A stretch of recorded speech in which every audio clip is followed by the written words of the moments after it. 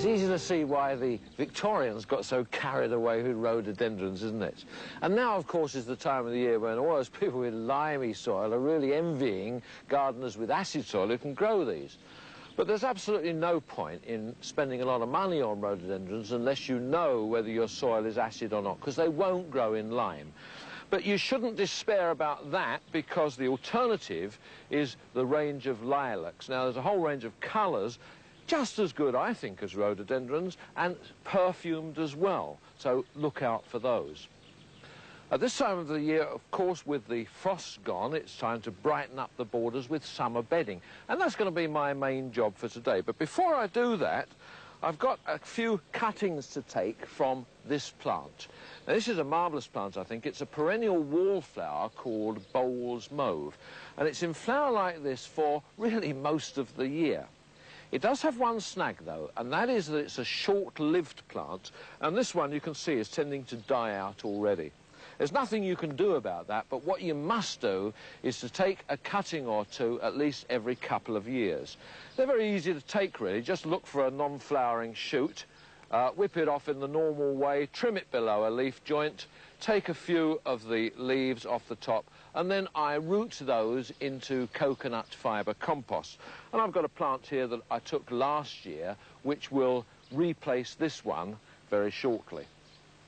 Well, I'm trying to colour coordinate this border as much as I can, and I think that these purples and the blues and the pinks and the whites tend to go quite well together. But I must admit to having a bit of a mental aberration, and for some reason I've planted this orange-coloured berberis right in the front. It looks awful, and I've made a mental note that next autumn this one must go. On my allotment, I'm relying more and more on these 4-foot wide beds because they're so convenient in many ways. This, for example, is my brassica seed bed, all the cabbages, cauliflowers and Brussels sprouts for the winter. And in other years, they've been really badly attacked by flea beetle. That's the insect that makes little punches in the leaves. And my turnips, for example, are very badly attacked this year. But if you look at these, there's not a sign of them at all. And that's because, being in a 4-foot wide bed, I'm able to cover them with this spun polypropylene material, which keeps, of course, all flying insects off them. It's also a jolly good way to grow leeks. I grow mine in these plastic modules, which I think is a really good way. And you'll notice that I've got 6 plants to each cell. But before you plant these out, you must give them a really good watering. That's absolutely essential. When you do plant them out, you don't thin them at all. Just put them out in a clump like that, planting a foot apart. And because they're close together like that, and in a block in the 4-foot wide row, they'll blanch each other, and there's no need for earthing up. Of course, you plant out the row and then carry on planting them out a foot apart each way, so that you get a complete block of plants. I reckon there's going to be a hosepipe ban this year, and I'm worried about it. So I've incorporated into this soil quite a lot of organic matter. This is straw composted with cow slurry, 2 waste materials, so it's very environmentally friendly. And of course that will hold a lot of moisture, and that's very important, particularly for these plants. This is celeriac, or turnip-rooted celery, and if you don't give it plenty of water, it'll run to seed. You plant them round about 9 inches apart, and they'll give you wonderful celery-tasting roots for use in soups or as boiled vegetables or in salads right the way through the winter.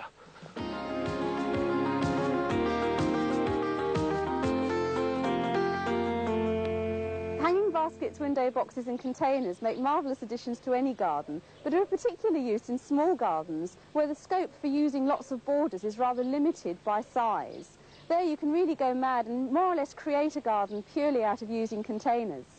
It really is instant gardening. You can come to a well-stocked garden centre like this and really find everything you need. You can find the containers, the plants and the compost all under one roof and just take it away and make up your lovely planter.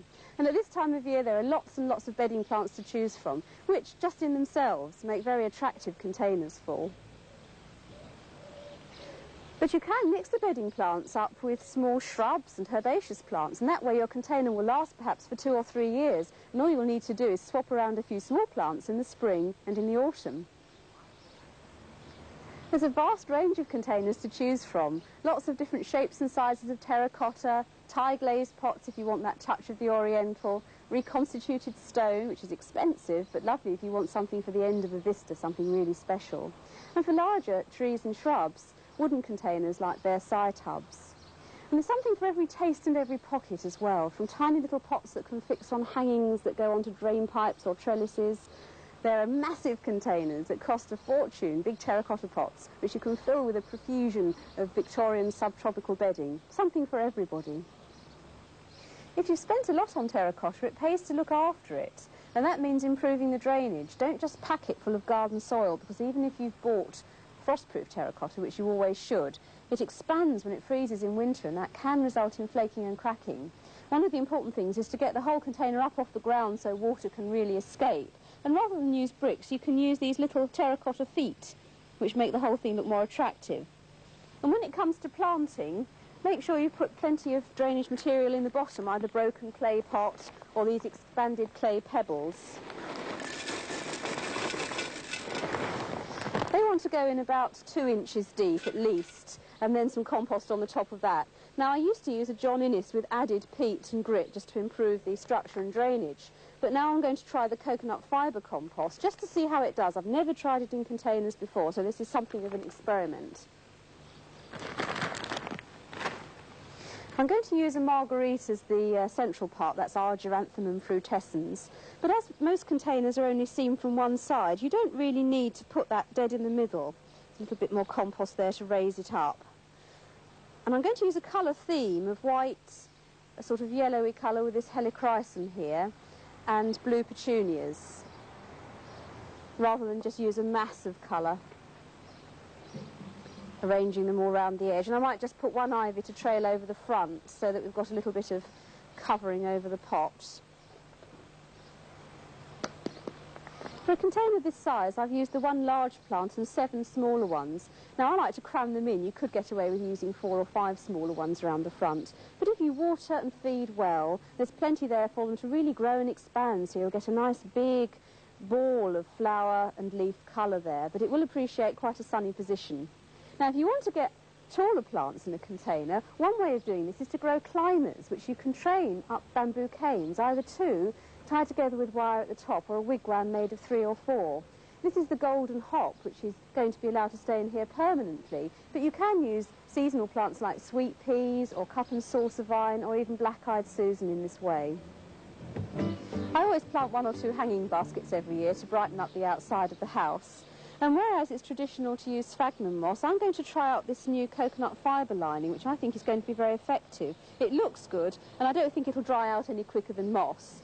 But to help it, I'll be putting a square of black plastic, any sort of polythene will do, into the centre, just to help it retain moisture so that when it's watered, it won't all drain straight through. Next, a layer of compost in the base, so that I can start putting my plants through the sides. The good thing about this basket is that there are gaps in the liner so that plants can go through. I'm going to put 3 different sorts through the sides. One of them is white trailing lobelia. I always push my plants through from the outside and just sit them on the compost underneath. I'm also going to use pink impatiens, which is a bit more of a struggle because they've got quite large roots here.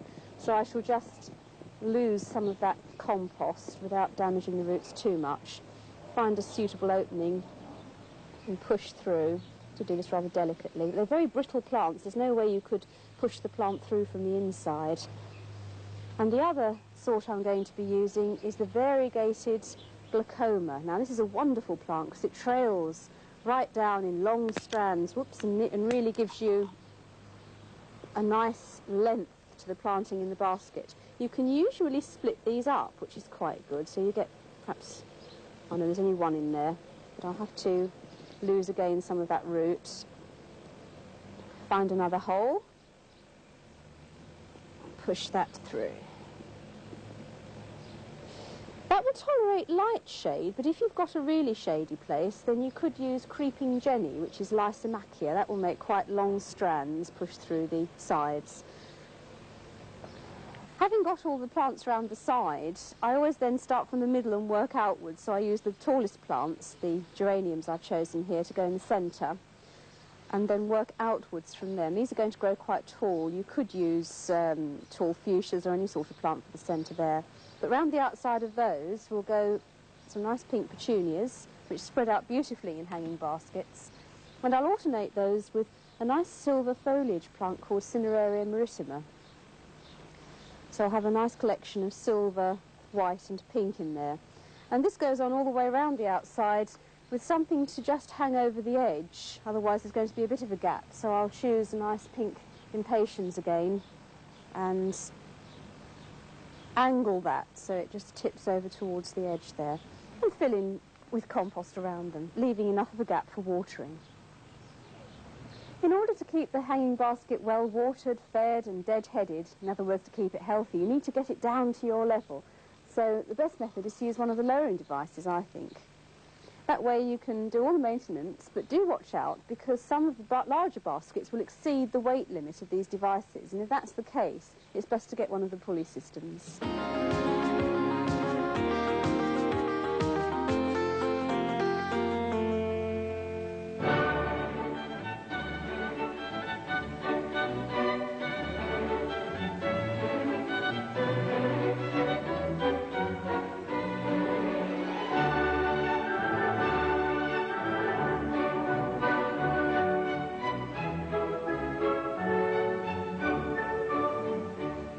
Exbury in Hampshire, a garden created in 250 acres of New Forest woodland on the banks of the Bewley River to provide a home for one of the finest collections of rhododendrons and azaleas to be found anywhere. It's the fulfillment of one man's dream, for Lionel de Rothschild was a passionate collector and hybridizer of these plants, some of the most compellingly beautiful of all flowering shrubs. Today, Lionel's passion continues in his son, Edmund de Rothschild. Edmund, your father described himself as was it a banker by hobby and a gardener by profession? Oh, well, he's always rumoured to have said that, but whether that's true or not, nobody will ever know. It's one of those good stories, though, isn't it? It's a story. But clearly he had a passion for plants from an early age. He did. He hated hunting and shooting, and also he liked motor cars and motorboat racing. And he had a friend down here, John Montague, and he came to live down here, and that's how really it all started. Because he suddenly found that down here, the climate was reasonably warm, and flowers would grow. There was a band of horticulturists, like Aberconway and Admiral Henry Vivian and various others, who got teams together to go out to the far corners of the earth to collect plants, shrubs and plants, that grew in the areas where the frost line hit. And so many seeds were brought back. And that is how the species rhododendron was brought back. Then these ardent horticulturists decided that they would show against each other, and then the best ones were chosen by my father to make these wonderful hybrids, which form the backbone of this garden, although he also has a good collection of the species.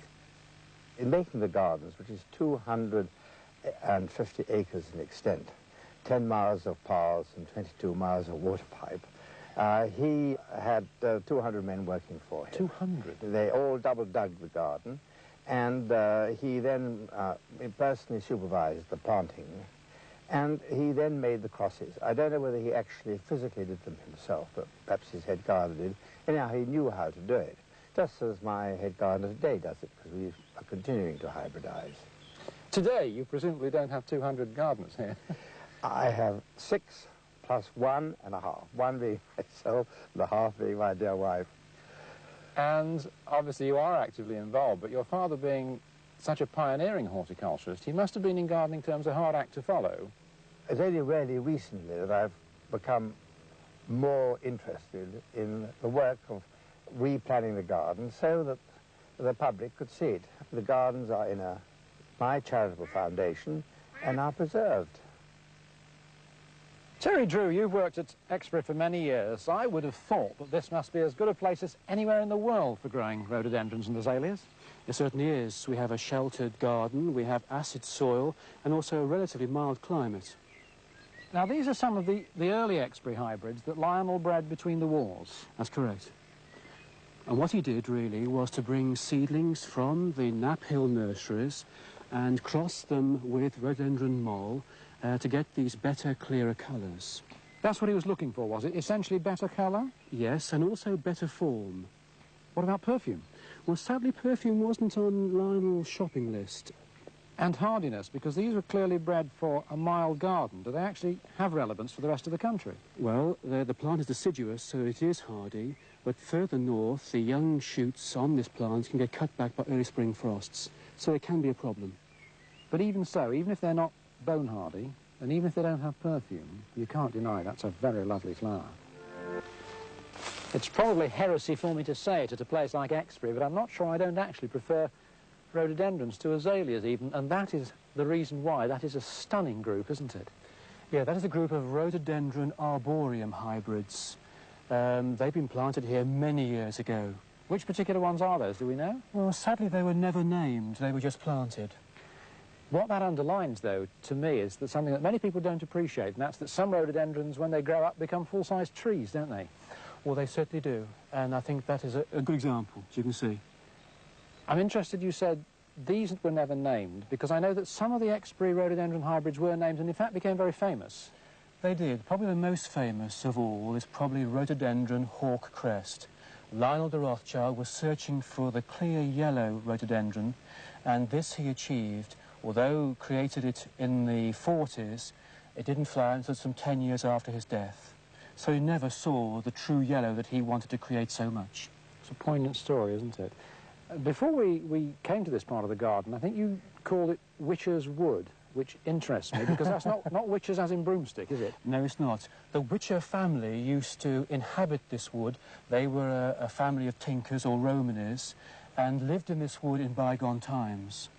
Which underlines, of course, the fact that this is a garden built on an old forest site and obviously provides lovely conditions for the rhododendron hybrids. But the species, too, you have a good collection of species. I spotted Augustinii, but there are many others, aren't there? There certainly are. Bearing in mind this garden was being created between the wars, and Lionel brought back many species from various parts of the world and used them here for his hybridization program and planted them here at Exbury. It occurs to me, Terry, that looking at the rhododendron genus as a whole, you've actually got almost every colour in the spectrum, haven't you? Yes, we have. Well, apart from the elusive true blue. Yes, I don't really think even that matters, because that very near blue of Augustinii looks lovely with that pink Naomi. It does. And I'd guess that that was probably a planting combination that occurred by accident. But this is a deliberate one, isn't it? It certainly is. The yellow and blue are the Rothschild racing colours, and you see many of them planted throughout the garden here. Just as well, they do actually go together. But there's something for everyone, from the pastel shades of the big species rhododendrons to the really vibrant strident colours of the hybrid azaleas. Really something for every taste. Oh, now that's a colour we haven't seen before. Which azalea is this? This is one of the very vibrant coloured Solent strain of Exbury azalea. And how have these arisen? Where have they come from? These have come from selections from Lionel de Rothschild's earlier crossings. And tell me, how long does it take from finding a little seedling to growing a plant to a size where you can say, yes, that's a good plant, we'll persevere with it? Between 15 and 20 years. For as long as that? Oh, yes, and here's another one, another strikingly coloured one. But tell me, are you raising these new varieties simply further to beautify Exbury, or is this to give people plants they can grow in their own gardens? It is to produce plants that are available for people's gardens. And so what particular merits do these have in addition to this obviously more vibrant colour? Are they hardier? Much hardier, yes, and as you say, much more colourful. So where do you go from here? You've brought the old Exbury hybrids up to date. What's the next goal? We would like to bring in more fragrance into these azaleas because we feel that's the missing part. Well, I'm sure if you can do that, if you can get fragrance into a plant that is obviously so visually beautiful, then I don't think there'd be any doubt that if people want to see the genus rhododendron in the full range of its splendour, fragrance and colour, then Exbury is clearly the place to come to. Well, I would like to see the gardens continue, but I would like people to come and enjoy the garden, or just walk in a peaceful atmosphere.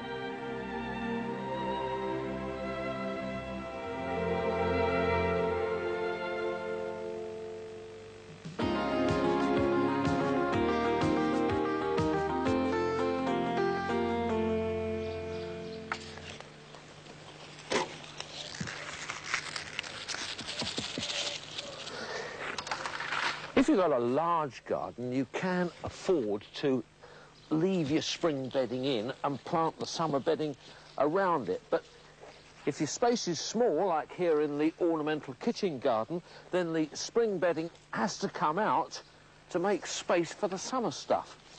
But I don't want to throw these tulips away, and if I look after them properly, they'll produce good bulbs for next year. What I'll do is to heel those into a shallow trench in the corner so that the sun can help to build up the bulb, and then I'll feed them with general fertiliser and not lift those bulbs and store them until the foliage has died down completely. And it's much the same story with polyanthus. You can lift these out carefully and divide them, and they'll produce good plants for next year. That's just a case of splitting them up by hand, planting them out into nursery rows in some odd corner of the garden, give them a bit of a feed again, and they'll produce really good plants for planting out in the autumn and flowering in the spring.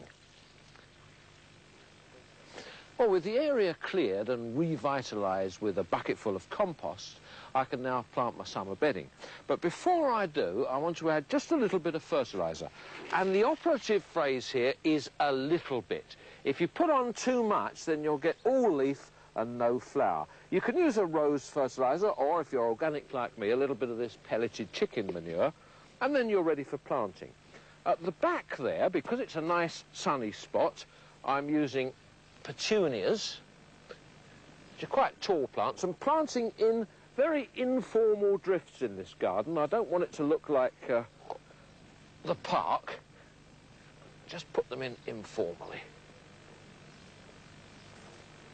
At the front here, I'm going to plant a few fibrous-rooted begonias just to make a change, and they'll be planted right up to the edge of the path, and they'll hang over the path and look rather good.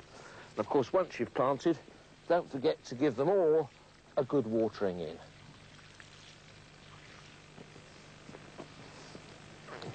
Of course, the sunny spots are the easy places. Shady places are much more difficult in more ways than one. There aren't a lot of bedding plants that will grow in shady spots, but the busy lizzies certainly I've been very successful with. Now, when you go to the garden centre to buy bedding plants, do bear in mind that the growers bring them on into flower early, really to seduce you into buying them. But the earlier that they come into flower, then the earlier they're going to go out of flower. So if you can find something a little less advanced than this, then so much the better. And these impatiens will go around the tree in the middle here. There are one or two other good plants that you can use. Mimulus is certainly good, but I don't think it's going to go here. It's just a little bit too bright for this situation. So on the edges of this little bit of border, I shall be using the blue lobelia with a white eye, Mrs. Clibborn, which I think will go very well with this impatiens and should give me a nice show right the way through the summer until the first frosts. Well, a few weeks ago, we asked you some knotty horticultural questions and offered you £25,000 worth of mowers and other machinery as prizes. Well, that competition has now been judged, and we had winners from as far apart as Falmouth to Merseyside. All those are announced in the current issue of the Radio Times. And the answers? Well, we asked you what fruit was poisonous, a potato, a rose, or a cotoneaster. Well, of course, it's the potato fruit that is poisonous. Autumn fruiting raspberries should be pruned in the spring. You put tea bags into your watering can when you're watering rhododendrons, of course, to make the water acid. And the petiole is a leaf stalk. I hope you won. Well, if you missed that competition, there's still time to enter the Gardener's World magazine Gardens in Focus competition and win Pentax cameras. The closing date for that is July the 29th, and all the details are in the current issue of the Gardener's World magazine. Well, next week, Stefan visits a fabulous garden in Gloucestershire. Great gardening ideas there. Pippa Greenwood starts on her quest to find a solution to the problem of cats. Nigel Coburn will be here continuing creatively planting, and this week he's going up the wall with climbers. And of course I'll be back here at Barnsdale with all the seasonal work that you should be doing in your garden. Goodbye.